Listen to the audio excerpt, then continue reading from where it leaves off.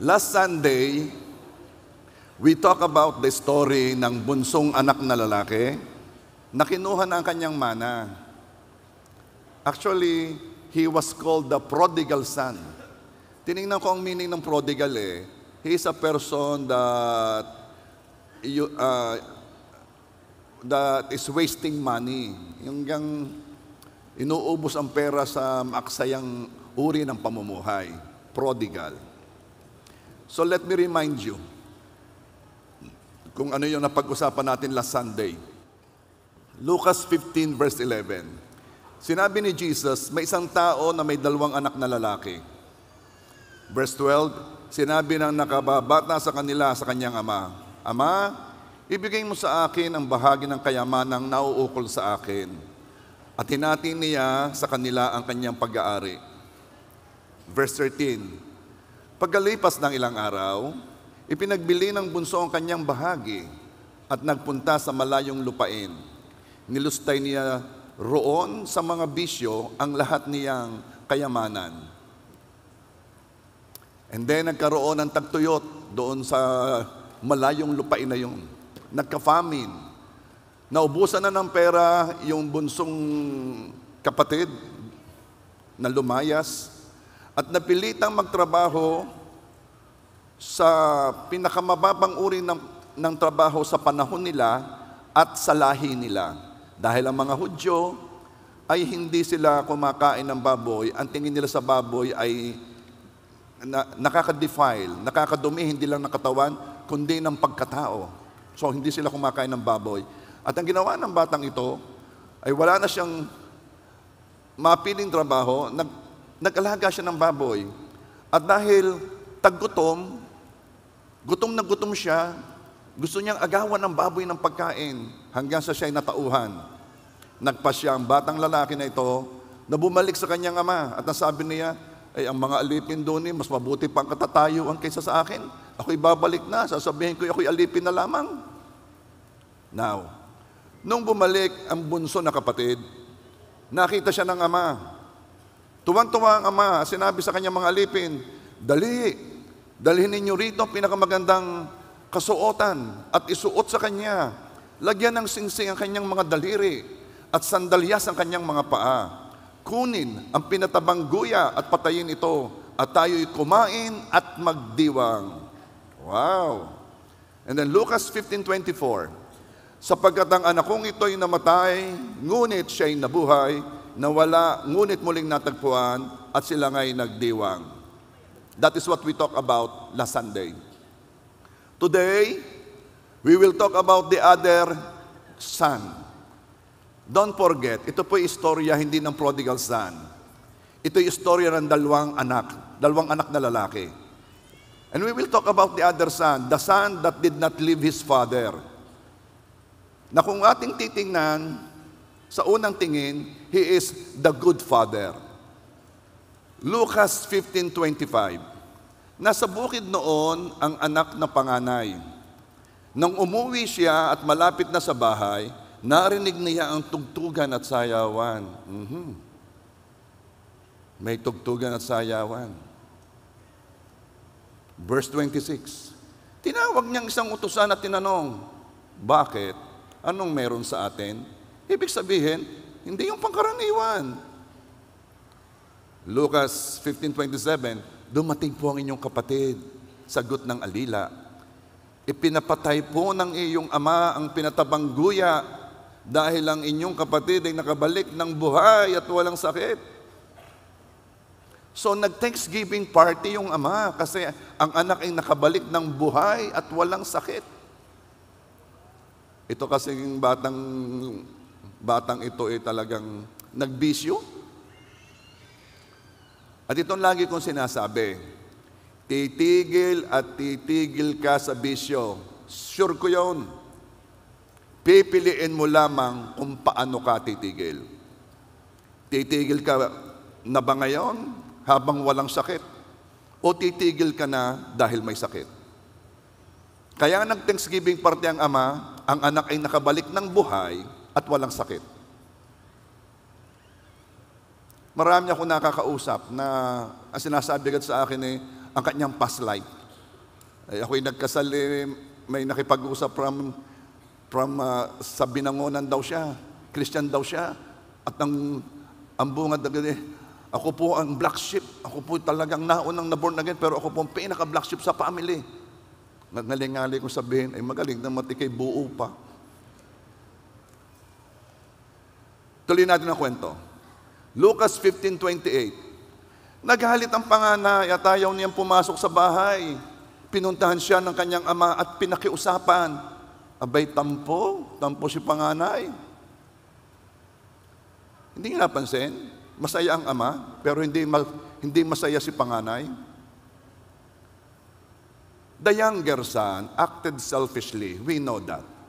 Nung kunin niya ang kanyang mana at umalis sa kanilang bahay, he was so selfish.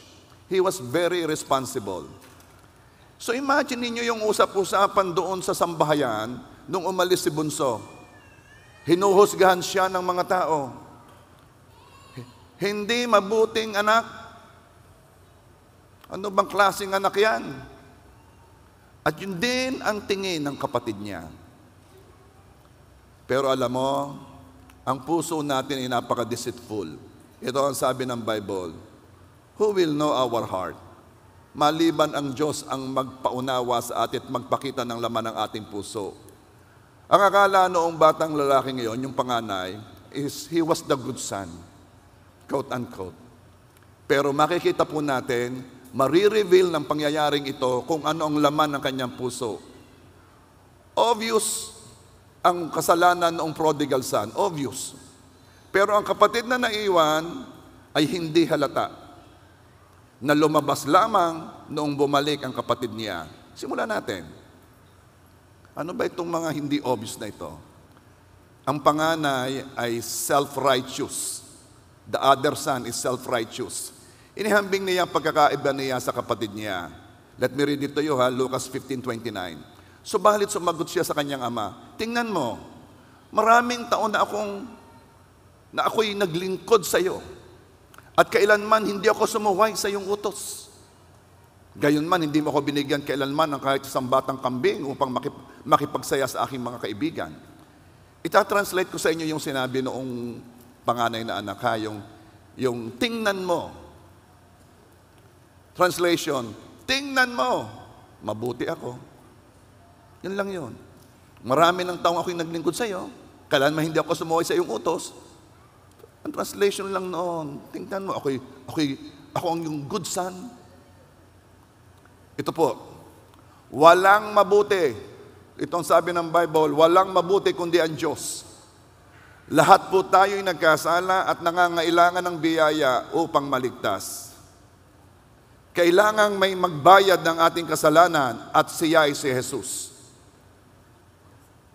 At binayadan ang ating kasalanan sa kamatayan niya sa cross. I really love this message. Lahat ng mga event na pupuntahan ko, wedding, dedication, blessing ng kung ano man, itong mensaheng ito ang pinakagusto ko na lagi kong sineshare. Wala nang iba, di ko na binabago. Na ano yun? Na all of us need a Savior. Na hindi tayo makakapunta sa langit sa pamamagitan lamang ng ating mabubuting gawa o pagiging member ng relihiyon. Na ang pagpunta sa langit ay biyaya, bigay lamang. Na ito'y matatanggap natin kung pananampalatayanan natin ang ginawa ng Panginoong Yesus na siya'y namatay para bayadan ng kasalanan natin. The only way para mawala ang kasalanan, merong magbayad para sa atin. Kaya wala pong mabuti sa lupa, walang mabuti, walang kayang iligtas ang kanyang sarili. Kaya po nating nasasabi na tayo ay mabuti dahil we compare ourselves sa iba. Yun lang yun. Tulad ng naiwang kapatid, he compared himself sa kapatid na umalis. Ama, maraming taon nang ako'y naglingkod sa iyo at kailanman hindi ako sumuway sa iyong utos. Ikumpara mo naman ito sa kanyang sinabi tungkol sa kapatid niya, Lucas 15:30. Subalit na dumating ang anak mong ito na lumustay ng iyong kabuhayan sa masasamang babae, yun. He consider himself the good son kasi kinocompare niya sarili niya sa kapatid niya. No. You don't compare yourself to others. Because you will always find someone na ikaw ay better sa kanya. Pero there is always somebody who is better than you. Napakamaling standard if we compare ourselves to each other. No. Kung gusto mo talagang malaman kung ikay mabuti, i-compare mo sarili mo sa standard. At sino standard? Si Kristo. Si Kristo na nabuhay na hindi nagkakasala. So, kapag kinumpare mo ang sarili mo kay Kristo, then you will accept na hindi ka kabutihan. Kailangan mo ng kaligtasan. Kailangan mo si Kristo. Are you there? So, we can say na ang panganay ay self-righteous.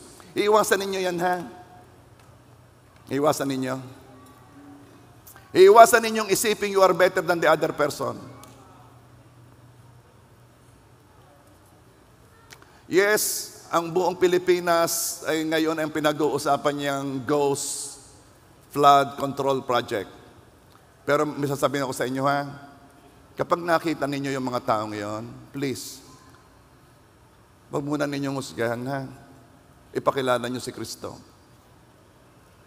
Wag ninyong isipin you are better than them kasi lagi ko sinasabi, baka pag ikaw ang nasa tayo, mas masahol pang gawin mo. Hindi mo alam. Hindi mo alam. Hindi ho ako. Kaya wag muna, wag. Kaunting kaunting pigil ng self-righteousness.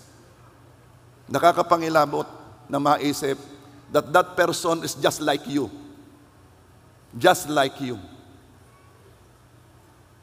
Pinanganak na may kasalanan, nabuhay na nagkakasala, at nung napatayo sa sitwasyon na ang temptation is so great and so easy, baka ikaw ay bumagsak din sa parehong temptation.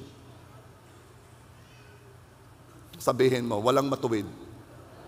Si Kristo lamang. Lahat ay nangangailangan ng biyaya. Kaya, tingnan mo yung katabi mo. Ituturing mo yang mas mabuti kaysa sayo. Ha? Ituring mo yang mas mabuti kaysa sayo. Sunod. Alam mo, yung mga pangyayari sa buhay, yan ang nagpapalabas ng laman ng puso na kahit tayo minsan hindi natin alam na tayo'y ganon. Katulad ng itong batang ito'y bitter. Siya po'y bitter. Ang palya. Bitter sa kapatid niya. Lucas 15:30. Subalit nang dumating ang anak mong ito na lumustay ng iyong kabuhayan sa masasamang babae, ay ipinagpatay mo pa siya ng pinatabang guya. Ano kang guya? Alam kong baka yon. Anong uring baka ang guya? Bisiro? Hindi. Chocolate yung.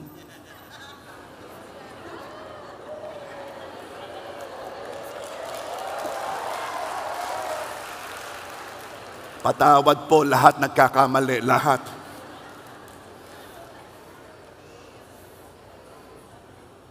Tuloy natin. Look how he described ang kanyang kapatid. Tingnan mo, halatang-halata ang bitter. Nalabas sa salita Subalit nang dumating ang anak mong ito. Makaiyong? Di kay kapatid niya na. Yang anak mong yan. Sa mga mag-asawa, sa limit ng gayaw. Pagsabihan mo yung anak mo, aba? Di kay anak mo din. Subalit nang dumating ang anak mong ito na lumustay ng iyong kabuhayan. Hindi sinabing ang kapatid ko Kaya naman, idiniin ng ama kung sino ang bumalik. Lucas 15:32. Ngunit nararapat lamang na magsaya at magalak sapagkat ang kapatid mong ito ay patay at muling nabuhay, siya'y nawala at natagpuan. Ang kapatid mong ito, ano sinasabi ng ama? Hindi ko lang siya anak, siya'y kapatid mo. Kapag bitter, hindi talaga makakakita ng anumang mabuti sa taong kinaiinisan niya. Kaya napakahalagang alsin mo yung bitterness na yan, ha? Because you will always find fault sa tao na ikaw ay bitter. Halatang halata naman Bakit ikaw ay kanina pang puro negative ba sinasabi doon? Halatang may dalahin ka. Kaya mapapansin mo kapag may tendency kang magsalita ng negative sa ibang tao, may bitterness ka and deal with it. Napakahirap mabuhay ng may bitterness. Okay, sino ditong hindi kumakain ng ampalya? Taas ng kamay. Hindi kumakain ng ampalya. Si Eric, sino pa? Tas-tasin nga, tas-tasin. Dahil yun ang handa mamaya sa third floor. Hindi, kaya ako sinasabi, meron talagang taong hindi kumakain ng ampalya. Si Brother Bonnie, nagtatanim ng ampalya, hindi kumakain. Bakit daw? Mapait. Okay. We don't want mapait. Why will you choose to put mapait sa iyong kalooban? Why would you choose to be bitter? Alam ko hindi madaling alsin yan, pero you have to work with effort para maalis yun. Now, kaya hindi makita ni Panganay ang reason kung bakit dapat ipagpatay ng baka ang pagbabalik ng kapatid. Hindi niya makikita ang reason. Illogical. Kasi bitter Pero pag mahal mo ang dumating, pag mahal mo, hindi mo lang ipagpapatayan ng baka. Pagpapatay mo din yan ng corn beef. Dalawa na. Gagawin mo lahat. Kuha doon. Bili din yan sa lechong manok. Sige, tali. Bakit? Kasi ang dumating ay mahal mo. Are you there?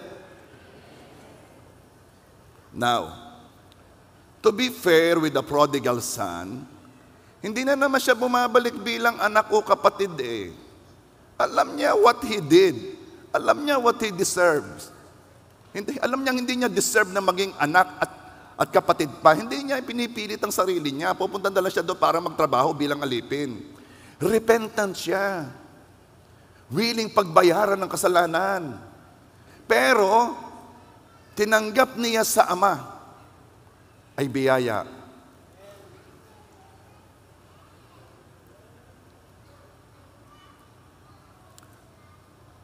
Ang pagsama ng loob ng kapatid ay hindi dahil pinagpatay ng baka ng ama ang kanyang kapatid at siya'y kahit kambing ay hindi.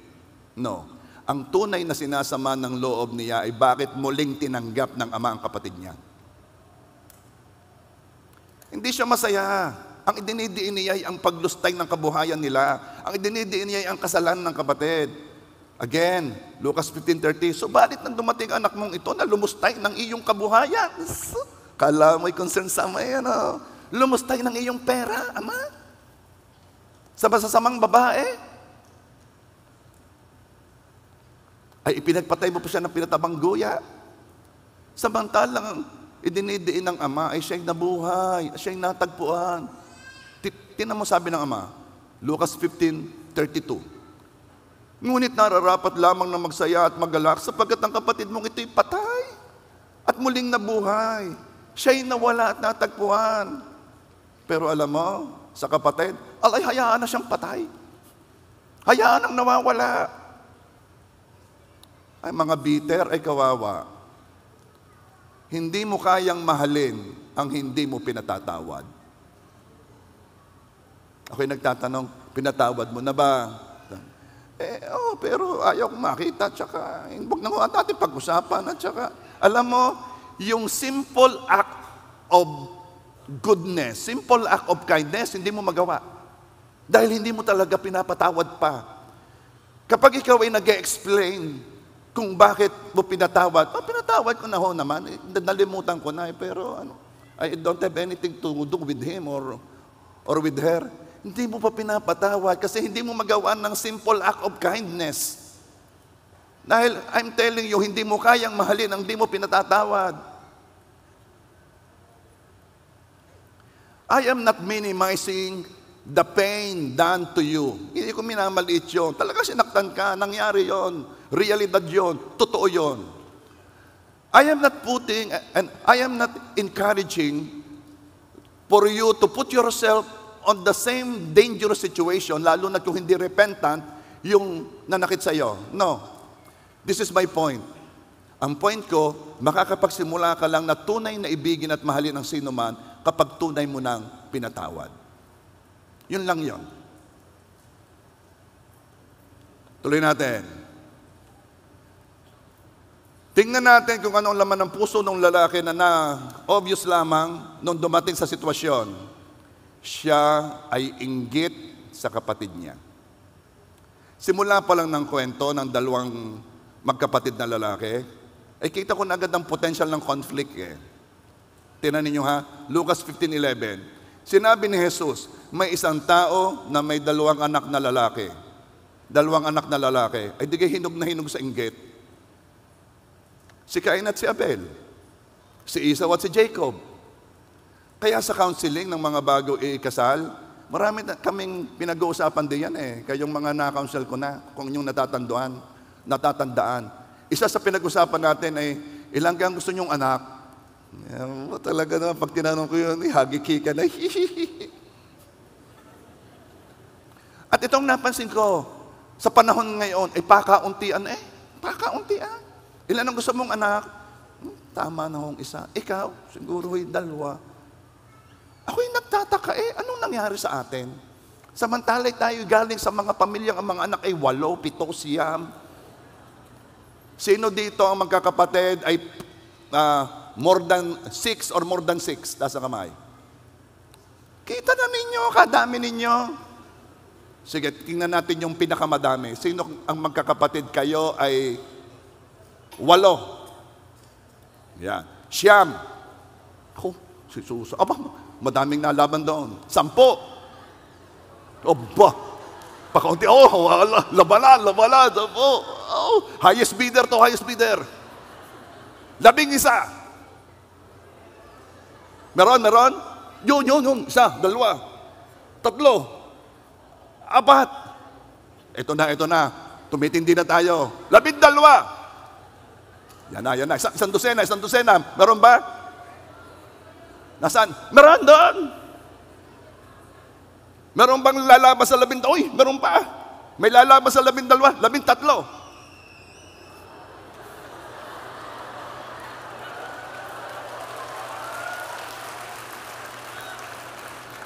Teka muna, babaguhin natin. 13 sa iisang ina. Yung. Opa, walang nagbaba. 14. Yan na. 14. Wala na meron pa rin. Okay, lampas sa 14. Wala na ano. Okay. 14. Tayo. Gusto kitang makita. 14 kayong magkakapatid. Gusto naming makita. Marites kami ngayon. Sige, sino ka? Makikitayo. Sino ka? 14. Ito, paring Liobe, kaibiganin mo yan. Malaking anak yan. Tandaan mo yon. 14 na magkakapatid. Baka gusto mong magpaanak sa kasal. Ano? Butante na yan.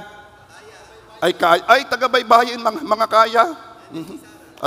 Nanay ni Sarah. So, alam na ng mga butante kung sino marami magkakapatid. Alam ng mga... Oh, anyway. Ako inaalis ninyo sa akin topic eh. Sa counseling. Yan, sa counseling. Ay, napansin ko ilan ang gusto mong anak? 1. Ikaw 2. Sabi ko, ba't itong mga Kristiyano? Takot na takot mga anak. Tatanungin ko naman, bakit naman 2 lang? Bakit naman 1 lang? Para mapag-aral ko at saka mahirap mag-alaga. Ano ka naman? Hindi naman mahirap magpaaral. Ang mahirap pagka yung bata ayaw mag-aral. Pagkakadami din yung scholarship. Sunod, mahirap mag-alaga. Tayo pong mga Pilipino, tayo tribo. Ang nag-aalagay ang tita, ang lola, pati kapitbahay, nakikisawsaw na rin. Ako na mag-aalaga. Tribo po ang nag-aalaga dito. Kaya huwag kayong mag-alala, lagi may mag-aalaga diyan. Sabi naman ni Pastor Remelo, sa galing magsalita na nga asawa niyo nag-aalaga. So, balik tayo.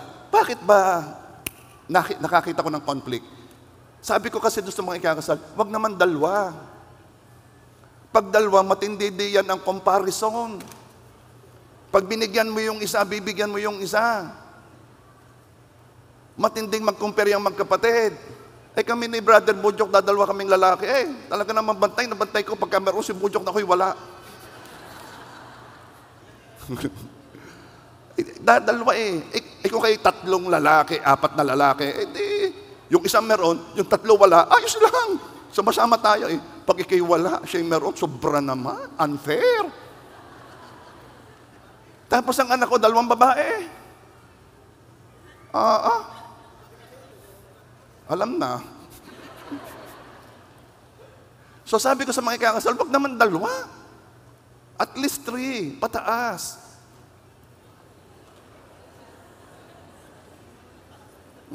Mga 7-footer, 6-footer. Sige, diretso tayo. Nakakita na agad ako dito ng potential conflict. At itong dalawang magkapatid na ito, matindi pa lang kumparahan. Lalo na ni panganay. Sabi ni panganay, pinagpatay mo siya ng baka. Ako ni kambing ay wala.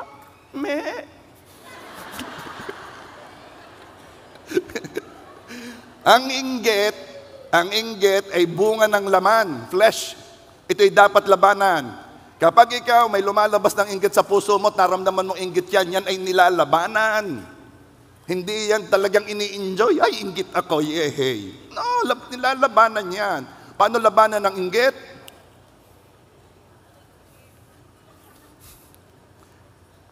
Basahin ko muna yung verse sa James 3:16. For where envy and self-seeking exist, confusion and every evil things are there.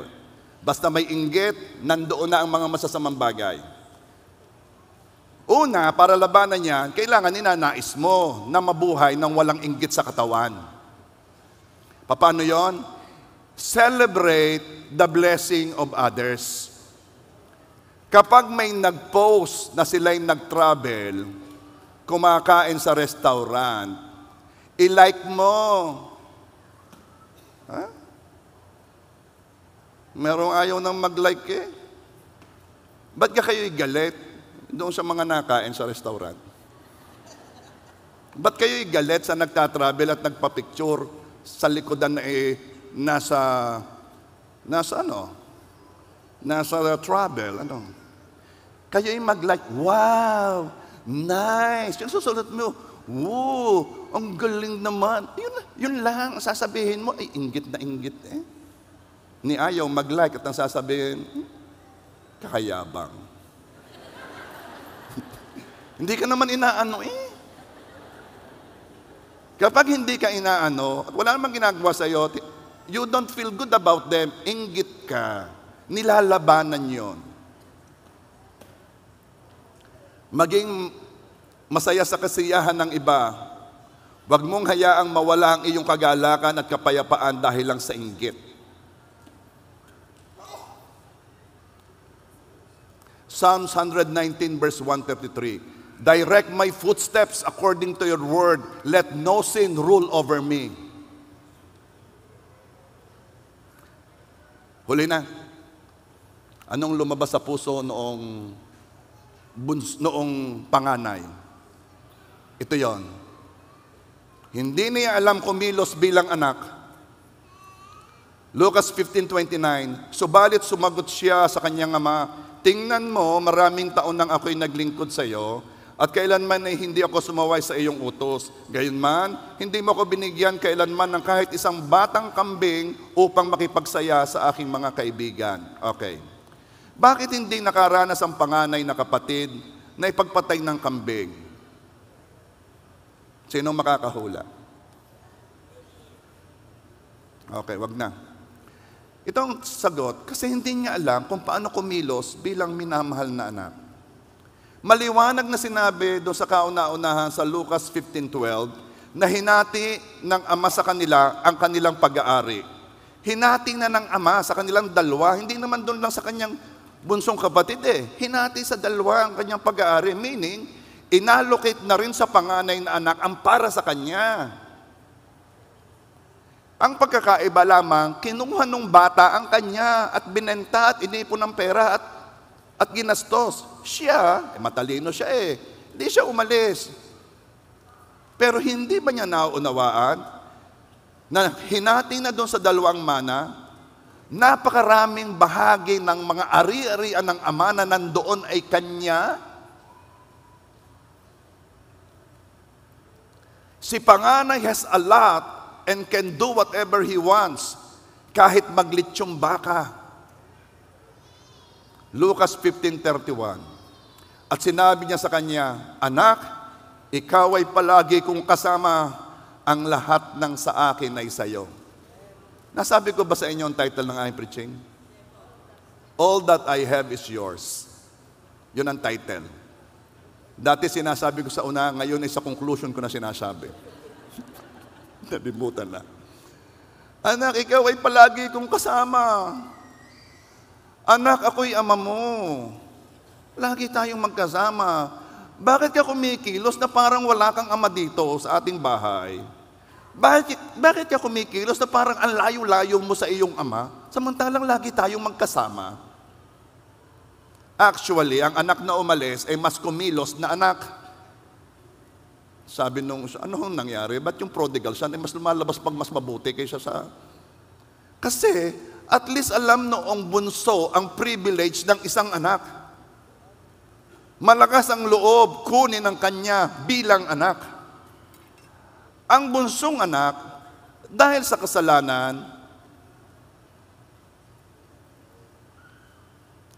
at sa consequences nito, ay gusto nang kumilos bilang alipin. Ama, ako po ay babalik, ako po ay hindi nakarapat-dapat maging anak, ako po ay gawin na lang niyong isa sa inyong mga alipin. Yes! Ngayon, gusto na niyang kumilos bilang alipin. Dahil may nagawa siyang kasalanan. Pero listen to this. Si panganay, matagal nang kumikilos na alipin. Tingnan natin ang basis niya ng pagtanggap. Lucas 15:29. Subalit sumagot siya sa kanyang ama, "Tingnan mo, maraming taon nang ako'y naglingkod sa iyo at kailanman hindi ako sumuway sa iyong utos. Gayon man, hindi mo ako binigyan kailanman ng kahit isang batang kambing upang makipagsaya sa aking mga kaibigan." Anong makikita ninyo? Si panganay ay naglilingkod pero nagpapautang na loob. Tayo po'y naglilingkod sa Diyos kasi pareho na ang layunin natin at ng Diyos, that no one should perish. We hate what He hates, we love what He loves. We have one vision and one purpose with our Father. That is the reason why we serve. Pareho na ang tibok ng ating puso. Ayaw na natin merong mapapahama kung ano ang tibok ng puso ng ating Ama. Kaya tayong naglilingkod, iisa na ang ating tingin, iisa na ang ating vision. At tayo naglilingkod kasi gusto din nating malugod ang ating Ama. At nalulugod ang ating Ama sa naglilingkod sa ganitong paraan na ano? Na naglilingkod siya dahil iisa na ang puso niya at ng anak. Pero, the right to enjoy the benefit of being a son does not change. Parang ganito, anak na nagsasabi, maraming taon nang ako'y naglingkod sa iyo, kailanman hindi ako sumuway sa iyong utos, hindi mo ako binigyan ng kahit isang batang kambing. Anak, kahit hindi mo ako paglingkuran, anak pa rin kita. Anak, kahit hindi mo ako paglingkuran, iyo pa rin ang mga baka at kambing diyan. Kunin mo kung ano ang gusto mo. Huwag mong i-connect sa iyong pagod, sakripisyo, ang mga biyaya na binibigay sa anak. Gusto mo pala ng kambing, bakit di ka nagpapatay? Pagkatapos ngayon, ay iyong ibinabalik sa akin. Ginagawa mo akong masamang ama, sinabi mong hindi kita pinagpatay ng kambing. Gayong, all that I have is yours. Tingnan ninyo kung paano kumilos ang panganay. Siya'y anak pero hindi kumikilos siyang anak, kumikilos siyang alipin. Alam mo naman ang alipin, they have to work para kumain. Ang mga anak, kahit hindi magtrabaho yan, kakain yan. Ang basis niya ng pagtanggap sa ama ay ang kanyang performance, ang kanyang pagsunod at sakripisyo. Never about being a son. At ito po ay problema din nating mga Kristiyano. sa ating pakikipagrelasyon kay Father God. Minsan hindi tayo kumikilos bilang anak. Akala mo ba na pag nagkasala ka, hindi ka na mahal ng Diyos? Akala mo ba pag nagkasala ka na, hindi ka nabibigyan ng pagpapala ng Diyos? Kapatid, maaaring hindi nalulugod ang Diyos dahil ikay nagkasala, pero hindi inaalis ng Diyos ang iyong katatayuan bilang kanyang anak. Hindi nawawala ang privilege mo, ang benepisyo mo ng pagiging anak. Pag sinabi mo sa ama mo na ikinugugutom, pagkakainin ka. Pag kumato ka, pagbubuksan ka. Pag hinanap mo siya, matatagpuan mo siya. Kaya nung bumalik yung anak na prodigal, nandoon ng ama. Lahat ng naghahanap sa ama'y natatagpuan. Bakit? Hindi nababago ang relasyon ng ama sa iyo kahit anong gawin mo.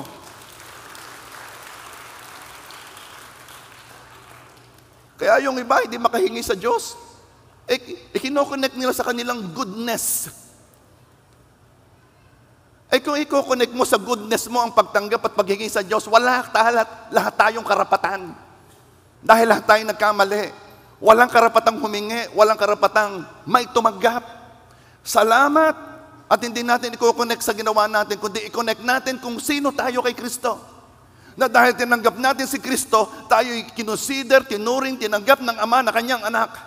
At bilang anak, tayo'y malakas ang loob na lalapit sa kanyang trono ng habag at biyaya at sasabihin, Panginoon, tulungan mo ako. Panginoon, ingatan mo ako. Panginoon, pagpalain mo ako. Panginoon, kailangan ko ito. Bakit? Kasi ang nilalapitan mo'y tatay mo, ama mo, at hindi nagbabago ang relasyong iyon. Kumilos tayo bilang anak. Naglilingkod ka kasi ikaw ay anak. Hindi ka naglilingkod kasi ikay alipin. Hindi ka naglilingkod para tumanggap. Tumatanggap ka dahil ikaw ay anak.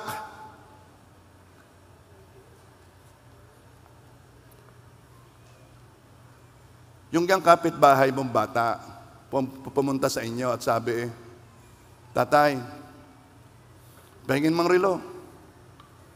Anong sasabihin mo? Aba, humingi ka sa tatay mo. Aba ka sa akin hihingi. Bakit? We know kung saan nanggagaling ang pagpapala.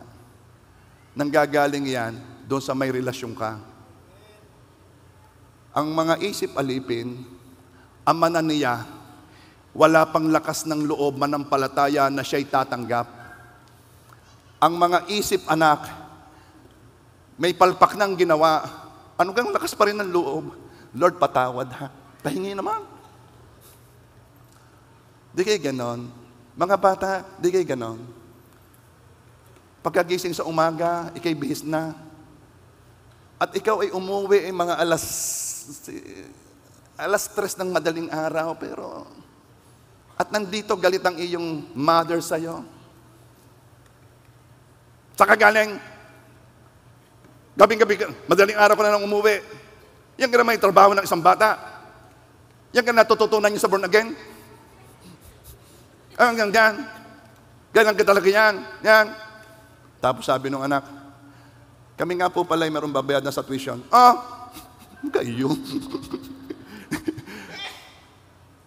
Magbibi. Hindi nga napansin. Hindi kayo galit. Hindi napiplease. Hindi napiplease eh. Hindi nalulugod sa mga ginagawa. Ay nung humingi, bigay pa rin eh. Yun nga lamang, merong ganyan.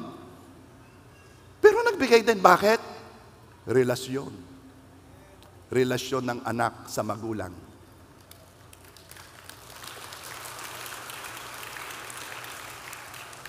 Sino ang gusto ng one day? Isa sa mga pumipigil sa one day ng mga anak ng Diyos ay ang pag-aakalang hindi siya tatanggap kasi may nagawa siyang kasalanan. May sasabihin ako sa iyo, hindi ka tatanggap ng one day dahil ikaw ay mabuting tao, walang mabuti. Tatanggap ka ng one day dahil ikaw ay anak ng Diyos na mabuti. Idediin mo pa rin ang pananampalataya at ang iyong gagamitin ngayon ay ang iyong relasyon. Ama, lumalapit ako sa iyo at ang nilalapitan ko ay aking ama. Magmabuti kong ama. Alam kong hindi nababago ang ating relasyon, ano man ang nangyari. At Ama, lumalapit ako sa iyo at idinidiin ko, Lord God, Lord, nag-expect ako ng one day, nag-expect ako ng big blessing. Sino makakapagsabi noon? Kumilos tayo bilang anak. Humingi ng malakas ang loob sa Ama. Hindi dahil sa iyong mga sakripisyo at paglilingkod, kundi dahil tayo'y anak. Ako'y nalulungkot sa nagsasabi, pag ako'y hindi natanggap ng blessing, ako na may naglilingkod. Aba, ay isip alipin yan. Huwag mong gamitin ang paglilingkod mo na right mo para tumanggap. Alam mo ba na mas malaki lagi ang tinatanggap ng anak kaysa alipin, kaysa lingkod? Tignan mo kung paano humingi ang anak. Yung pinakamalaking kaya ng kanyang pananampalataya. Sabi ng bunsong anak, Ama, akin na lahat ang aking mana. Kinuha lahat. Ang kinuha niya, yung may karapatan siya. Hindi naman niya kinuha yung mana ng kapatid niya eh. Hindi rin naman niya kinuha yung naka-allocate sa ama. Alam nga namang uubusan yung ama. Kinuha niya yung kanya. Anong ibig ko sabihin? Pag may nakita kang pangako sa'yo, kunin mo na.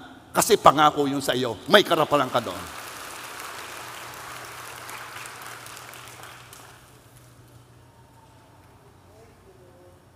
Tingnan mo kung paano humingi ang mga taong kumikilos na alipin. Yung mga anak na kumikilos na alipin. Ama, ako'y naglingkod. Kahit kambing, di mo ako pinagpatay. Kalabo noon. Kambing lang ang gusto ko eh. Samantalang ang daming kanya, parang tayo, ang daming pangako sa atin. Lord, kahit ako'y makakain lamang ng 3 beses isang araw, basta po may bubong. Samantalang pwede kang humingi ng mas malaki doon.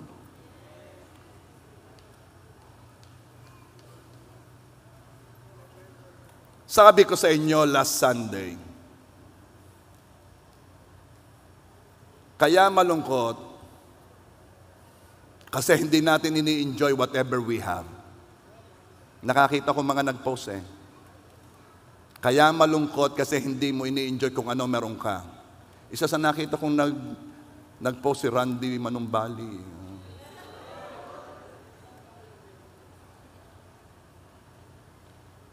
Ang ini-enjoy natin yung wala tayo, hindi malulungkot ka nga. Sasaya lang ako kung, ay malulungkot ka. Ay dapat masaya ka ngayon eh. Ay binigyan mo ng kondisyon ng saya mo. Pero mas matindi si panganay. Mas matindi. Bakit po? Nasa kanya na ang lahat, pero hindi niya ini-enjoy. Isipin mo, yung iba yung ini-enjoy, yung wala, ito'y nasa kanya na eh. Ni kambing, di mo ko pinagpatay. Hindi kay iyo yan. Ba't di ka nagpapatay? Gulat na gulat siya na baka ang pinapatay ng ama sa kapatid niyang bumalik. Hindi niya alam, magagawa niya ang gusto niya sa anumang hayop doon. Hindi lang kambing, kahit baka, kalabaw, kabayaw. Kasi ang lahat ng sa Ama ay sa Kanya. Anong ibig sabihin nito ha? Hindi lang sa panganay yung kanyang mana, pati yung porsyon ng Ama sa panganay din. Kaya sabi ng Ama, anak, di mo naunawaan, lamang na lamang ka dun sa kapatid mo eh. Kinuha ng kapatid mo ang kanyang bahagi. Yung iyo, ang nasa iyo, hindi lang yung iyong bahagi, pati yung akin, iyo rin. Lahat ng akin ay sa'yo.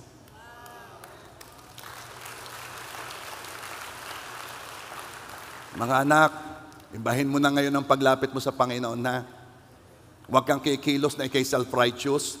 Ako po'y naglilingkod, ako po ay ganito, ginagawa ko po ito, ako po'y masunurin. At huwag ka rin namang lalapit sa Panginoon na ako po'y nagkasala, ituring na lang po niya kung alipin. Kahit po, kung ako'y nagsimula sa baka, kahit po ngayon manok, pwede na ako. Parehong extreme.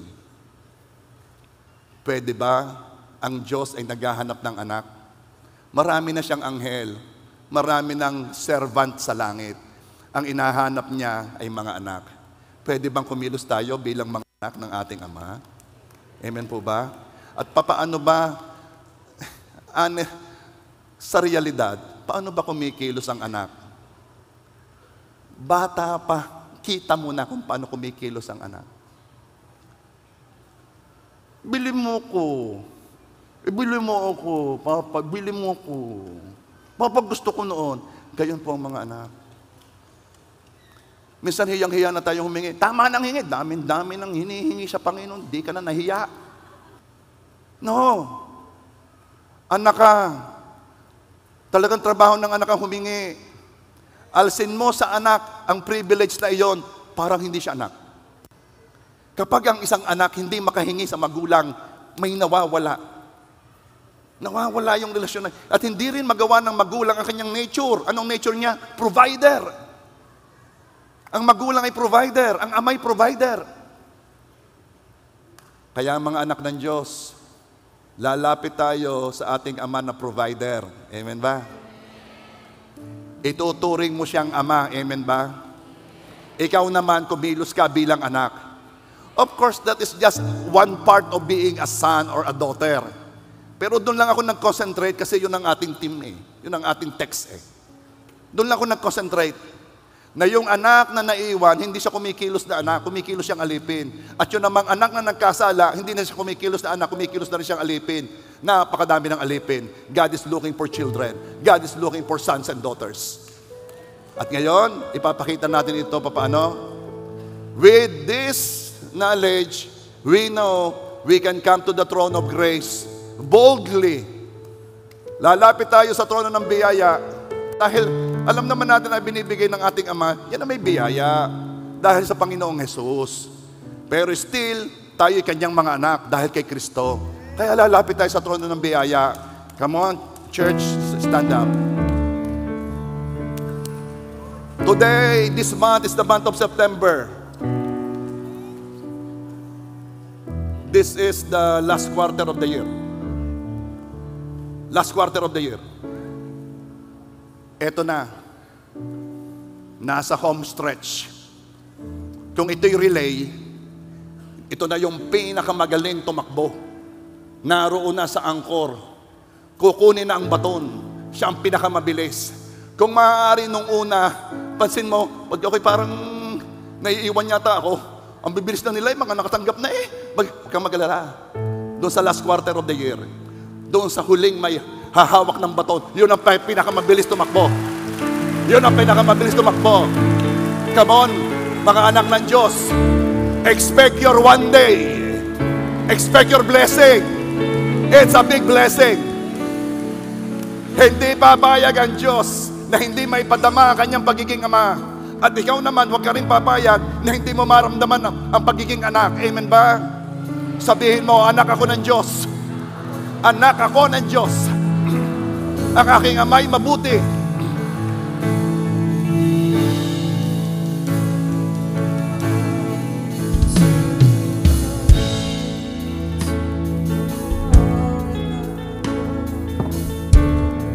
It's who I am. It's who I am. It's who I am. You're a good, good Father. It's who you are. It's who you are. It's who you are. And I love by you. It's who I am. It's who I am. It's who I am. You're a good, good Father. It's who you are.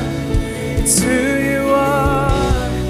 It's who you are. And I love by you. It's who I am. It's who I am. Meron tayong gagawin. Lucas 15:31. At sinabi niya sa kanya, anak, ikaw ay palagi kong kasama, ang lahat ng sa akin ay sayo. Lamang ka.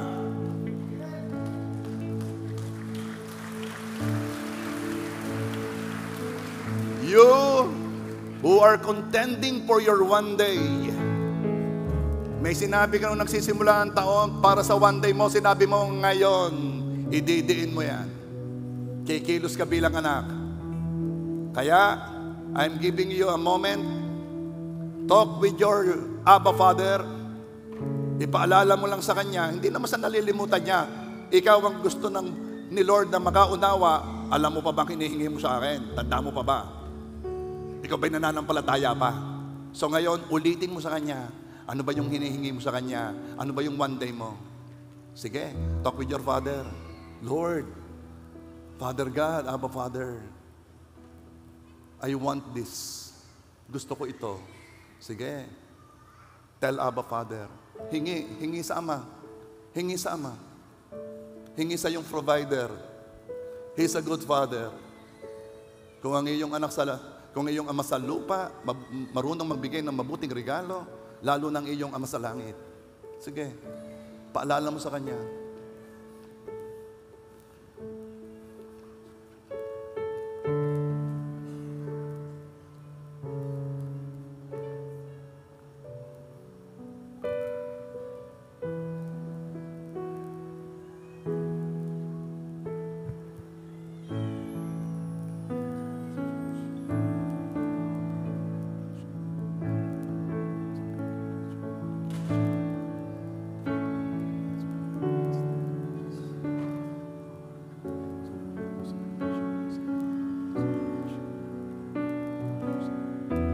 Salamat po sa one day. Salamat po sa one day. Salamat po sa one day. Salamat po sa one day. You are perfect in all of your ways. You are perfect in all of your ways. You are perfect in all of your ways to us. You're a good, good Father. It's who you are. It's who you are.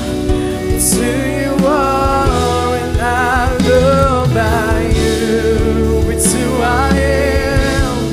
It's who I am. It's who I am. You're a good, good Father. It's who you are. It's who you are. It's who you are, and I love by you. It's who I am. It's who I am. It's who I am. You're a good, good Father. It's who you are. It's who you are. It's who you are, and I love by you. It's who I am. It's who I am. It's who I am. You're a good, good Father. It's who you are. It's who you are. It's who you are. Father God, I declare na ngayon na, Panginoon, mo i-release ang one day ng iyong mga anak. Lord, we're coming to you not as servants, but as children, your sons and your daughters. Kaya kami malakas na loob na lumalapit sa trono ng biyaya, sa trono ng habag. Ama, we are ready to receive your promises. We are ready to see your goodness. We are ready to witness your nature as a provider, as a good Father. Father God, thank you, thank you, thank you, thank you, thank you, thank you, thank you.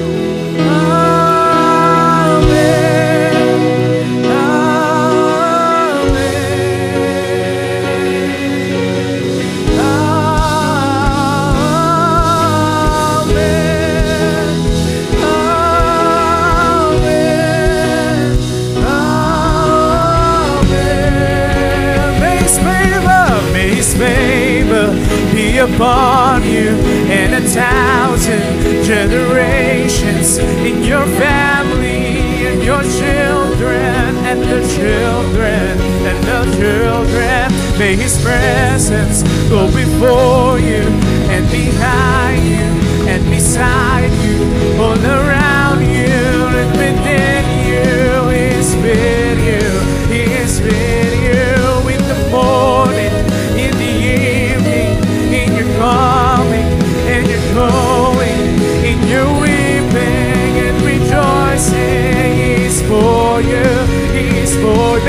favor, may His favor be upon you in 1,000 generations, in your family, in your children, and the children, and the children. May His favor be upon you in 1,000 generations, in your family, in your children, and the children, and the children. May His presence go before you, and behind you, and beside you, all around you, and within you. He is with you, He is with you, in the morning, in the evening, in your coming, and your going, in your weeping and rejoicing. He's for you, He's for you, He's for you, He's for you, He's for you, He's for you, He's for you, He's for you. We receive Him.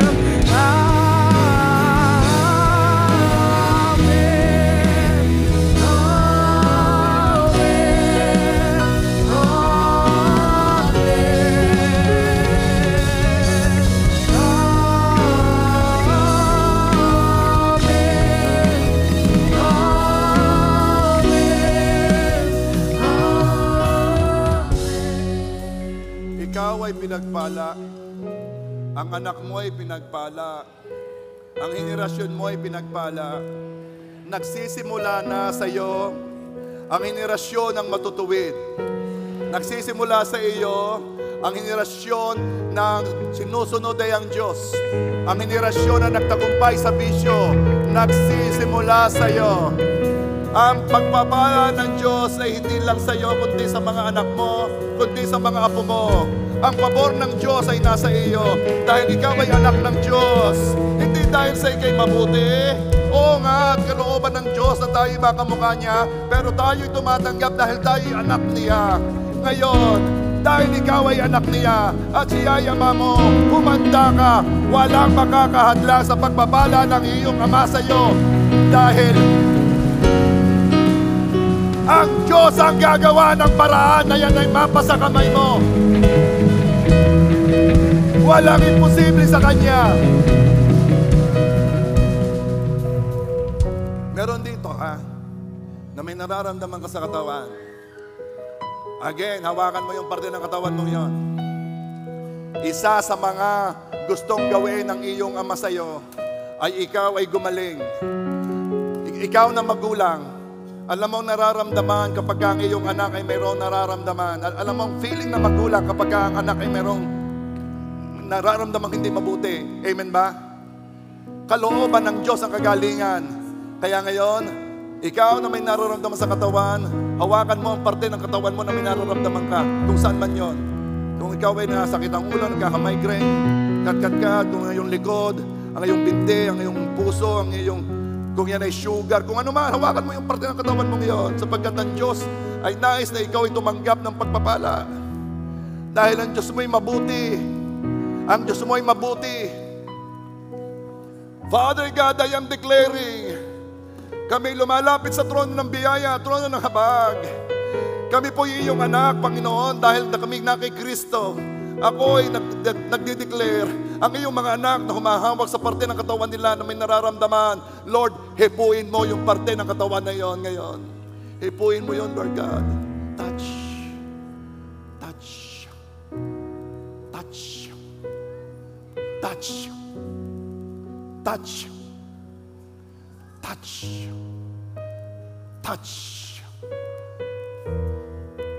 At ikaw na nasa online, hawakan mo rin ang parte ng katawan mo. Touch. The healing touch of God is upon you.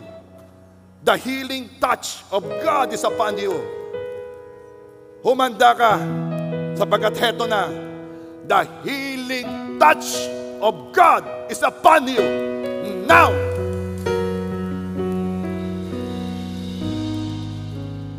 Those who have been praying for relationships, something to do with relationships, within the family, within friends, within loved ones, spouses, boyfriend, girlfriends, anything about relationship. God is interested in every detail of our lives. Ganon ang magulang. Hindi umiimik, pero naaapektuhan sa lahat na nangyayari sa kanyang anak. Kalooban ng iyong Ama sa langit na pagpalain ka. Kaya ngayon, ikaw na humingi, anything about relationship. Father God, I ask for your favor and your grace. Grant the desires of their hearts according to your will. Right now, O Lord God. Today, now. Salamat po, Panginoon. Salamat po. Ikaw na have been praying for your loved ones. Actually, ang hiningi mo hindi para sa iyo, kundi para sa mahal mo sa buhay. God is telling you right now, and God is telling us, ikaw ay anak, lumapit ka ng malakas ang loob. And that's why you know how to receive being a son or a daughter. And I am declaring, according to your faith, be it done unto you. Ikaw na humingi para sa kabutihan, sa kaayusan ng iyong mga mahal sa buhay. God is telling you, your prayer have reached the heavens. Your prayer have reached Him. Because you are His son and your daughter. Meron kang access sa Ama through Jesus. Nakakarating ang panalangin mo sa Ama dahil ikaw ay anak. At tumanda ka, I am declaring answer sa panalangin na iyon now, in Jesus' name.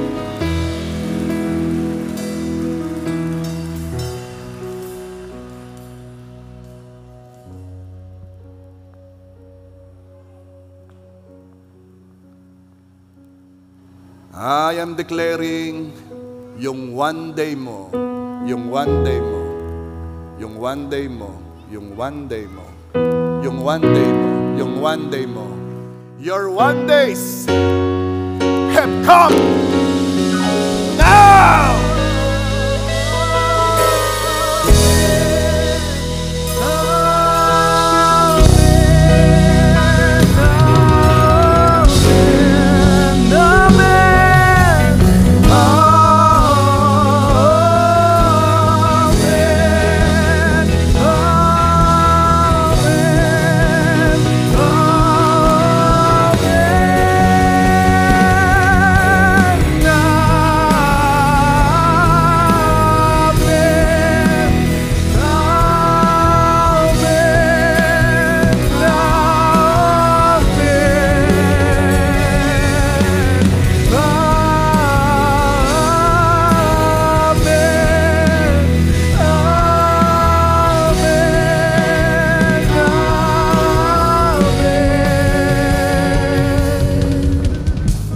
Father God, we say amen to that. We say amen. Sabay-sabay tayo. Amen! God bless you.